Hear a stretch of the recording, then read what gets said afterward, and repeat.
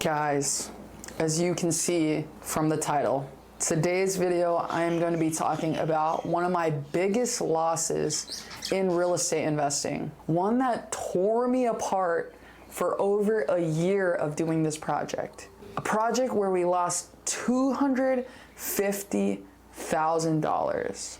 Imagine what that would do to you and your family. In today's video, we're stepping into the not so glamorous side of real estate investing. It was an unexpected dream project that turned into a complete disaster. I'm gonna be tearing back the curtain on this ambitious task of adding 800 square feet to an existing dwelling, envisioning a transformation that would not only elevate the property, but also our portfolio. Spoiler alert, everything that could have gone wrong did, from budget overruns to unexpected issues. This project became a roller coaster of challenges. I'm gonna walk you through the highs and lows, from the initial excitement to the gut-wrenching realization of a substantial loss. We'll dive into what went wrong, the hard-hitting lessons I learned, and why, despite the setbacks, I consider it a valuable part of my real estate investing journey. So buckle up for a raw, unfiltered walkthrough of this project. It's not always about the wins sometimes, it's about the invaluable lessons gained from the losses. Stick around, hit subscribe, press that like button, and let's dive into the reality and risk of house flipping.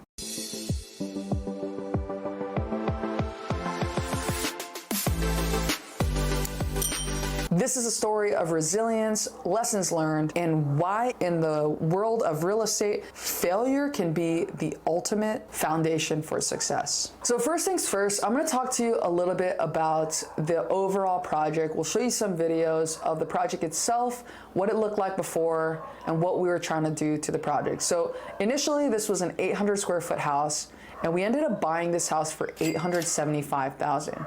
And when I did buy this house, I knew that the only way to make it work was by adding 800 square feet to the house. So in the back of the house, there was this huge patio area that had like a covered patio. And so my idea was to change that whole covered patio into this entire master suite that was completely separated from the original house. It was gonna be connected to the kitchen. And so the kids and the parents were gonna have two completely separate headquarters. The existing house was a 3-bedroom, 1-bath plus kitchen. Then adding on the master suite in the back was gonna add an additional 1-bed, 1-bath. And then the cool thing is this master suite was gonna open up to this private patio as well, where they can garden and watch the sunset, even see the ocean from that room. That space itself was 400 square feet. Now the additional 400 square feet came from downstairs in the carport. So the carport already had a bathroom. It was set up as like this outdoor area where you can hang out. There was even a chalkboard, which is cool. So clearly they were doing like some kind of kids thing down there, but there was already a bathroom. And so as I walked through that carport, I was looking at it and realized we could turn this into a studio.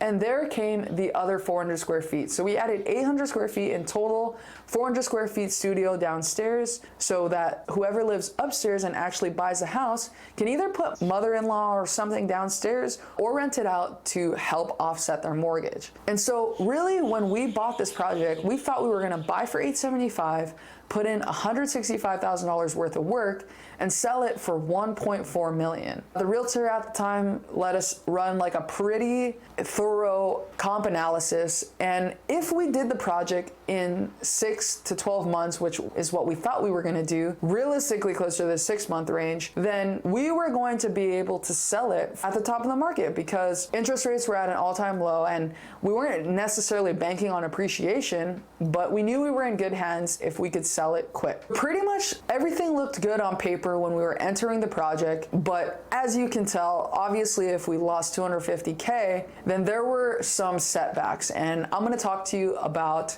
what went wrong throughout the project.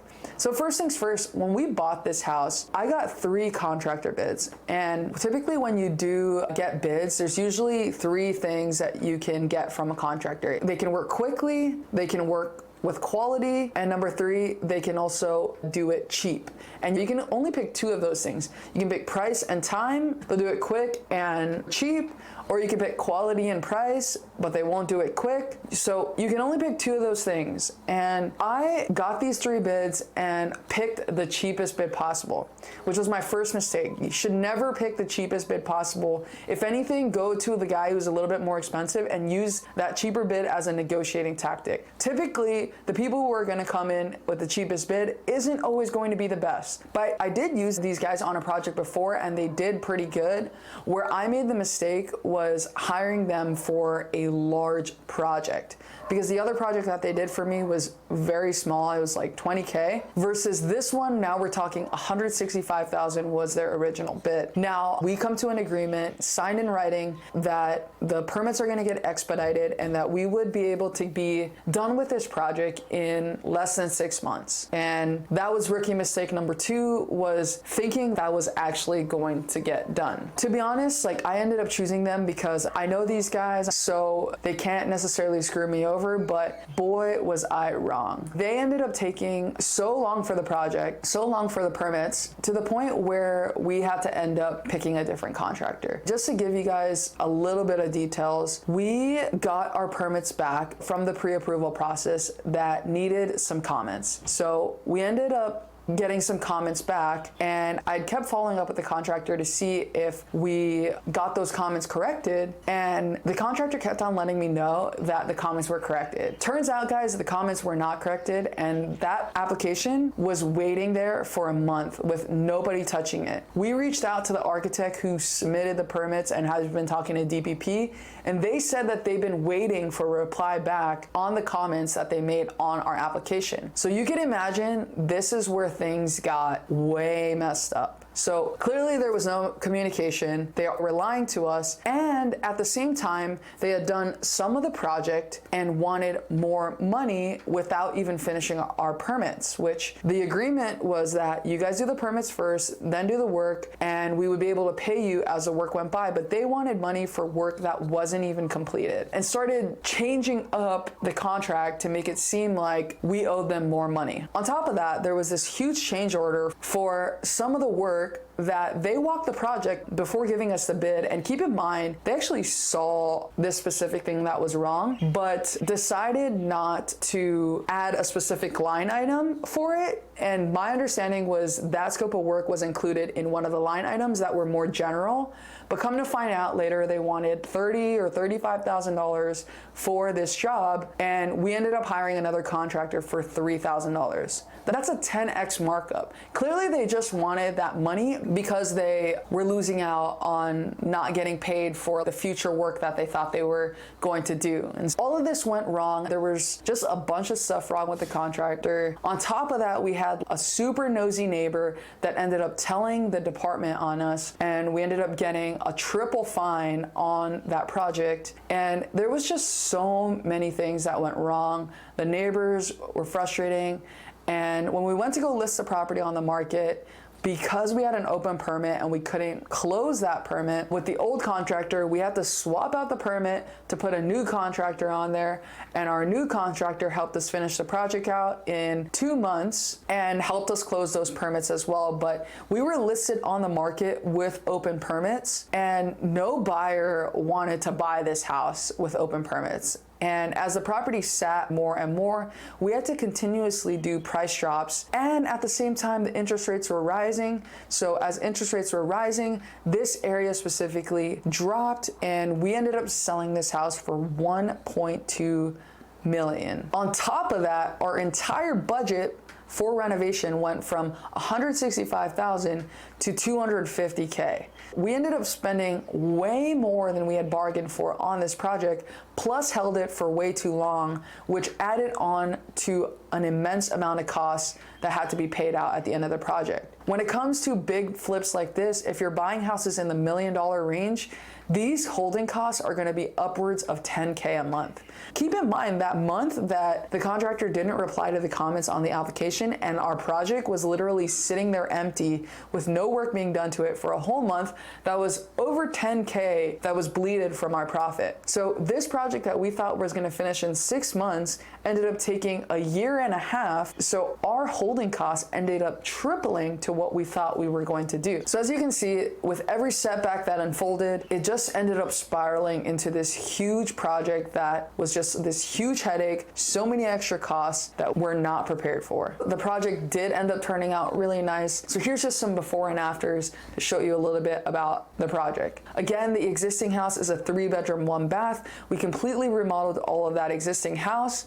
Then it leads out to the kitchen, which walks straight into the master suite. So what used to be a patio is now this huge master suite that overlooks into the ocean and a mountain view, which the sunsets there are amazing. Now downstairs, like I said, we created a studio, which is pretty spacious. It has some understairs storage, huge walk-in shower, and a kitchen for the downstairs so that they don't have to go upstairs to cook. But it just ended up being like this really nice place. Now let's just talk about some of the lessons learned from this project. The biggest thing for sure is to check references on contractors. Like, even though you know them and you think you can trust them, ask other people that have used them on bigger projects. Somebody had asked me for my contractor and asked for my experience, and I told them the honest truth. Don't do a big project with them. They can do little projects, and not all contractors are created equal. It's okay if you can't do big projects. Just stick to what you're good at. But I told this guy not to use them for a big project, and he still ended up using them, and it ended up going wrong, which just goes to show that the referrals and those references that you call are usually right. So number one is make sure you call some references and find out exactly how the owner felt about that contractor. The second lesson about a contractor too is that cheapest is not always the best, and somebody who does a small project can't necessarily do a big project. So yes, they might have the cheapest bid because they're probably used to bidding these smaller projects, but they didn't know all of the hidden costs on a bigger project, and that's where my whole budget got blown out of the water. Now, my last lesson is when you take a big project on like this, it's super important to do this with an experienced investor. I partnered with a developer on this project, and if it wasn't for him, I would not have been able to get out of this deal alive. Literally, he used all his resources for trying to finish up the project, getting the permits closed, and the whole 9 yards. Like, I am so grateful for my relationship with that partner because I would not have been able to do this alone. So if you're looking to take on a huge project that you've never done before, or even a small project that you've never done before, I would highly recommend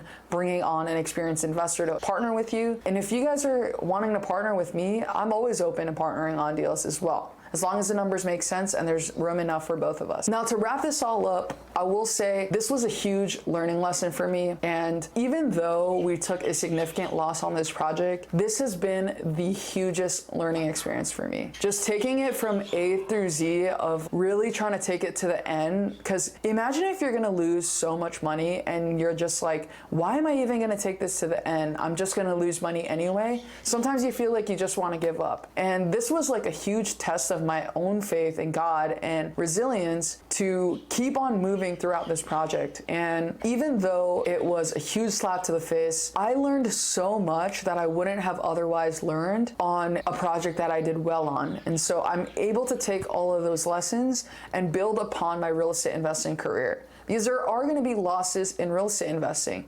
And to be honest, most people I know in this last year in 2023 lost a ton of money when the interest rates turned. And so I'm grateful that we were in a position to pay off this entire loss. And God really sustained us. Right before we closed on this property and I had to pay off this loss, we ended up closing on 2 deals, which netted the exact amount of money that I needed to pay off this loss. And so it really refined my faith in trusting that God was gonna sustain us. And then seeing it all play out at the end of this whole year and a half, I'm dreading, I'm like, God, why are you making me go through this? But yet he sustained us. And I'm super, super grateful that my faith has been strengthened through this process. And on top of that, even though we lost a ton of money, my private private money lenders got all of their money back, paid in full, plus interest. So it was a huge learning lesson as far as learning how to communicate with these hard money lenders,